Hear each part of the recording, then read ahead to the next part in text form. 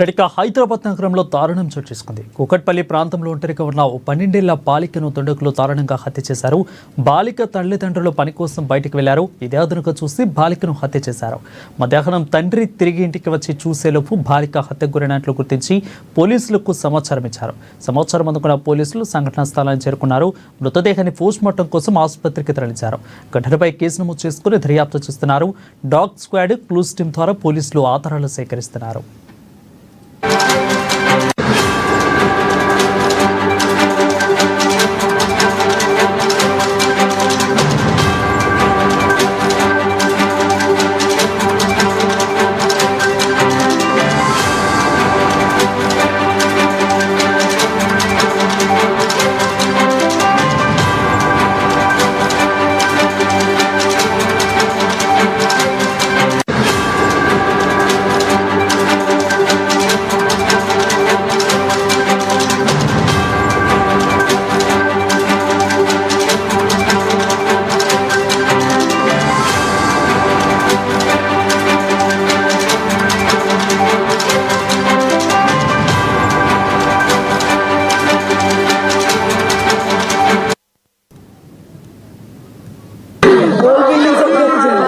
ఎలా జరుగుతుంది మేడం? మీరు చూసారుగా పాపని, ఎలా జరుగుతుంది చెప్పండి.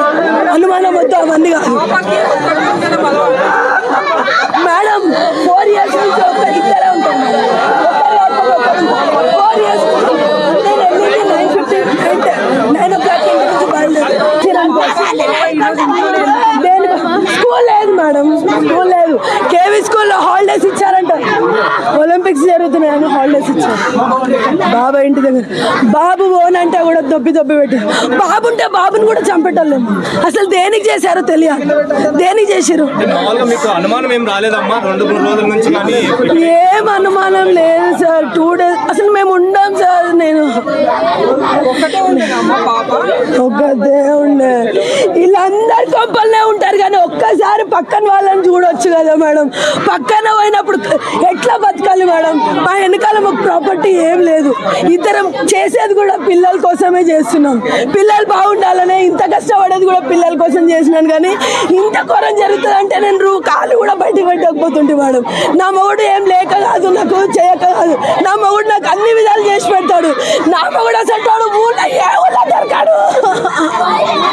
నా పిల్లకి కానీ నాకు కానీ నా మొగుడు చిన్న చీమ కూడా ఉండకుండా చూసుకుంటూ నా పాప చూసి చెప్తాదని కూడా అలా చేశారేమో అని నేను అనుకుంటున్నా స్ట్రాంగ్గా.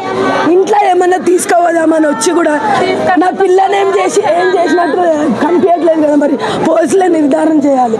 ఇన్ కేసు రేపు కానీ అలాంటివి జరిగితే దాన్ని బట్టి అన్న అంచనా వేయాలి. లేదు అంటే ఇంట్లోకి ఏమైనా తీసుకుపోయడానికి వచ్చి చూస్తే కూడా చెప్తుంది అనేసి కూడా అలా చేశారు. నా పొంత ఏం లేవు మేడం. ఒక్కరు వస్తేనే ఎందుకు వచ్చిర్రు ఈ కొంపలకి ఎందుకు వస్తారు అంటే ఇంకెట్లా ఉంచాలి మేడం?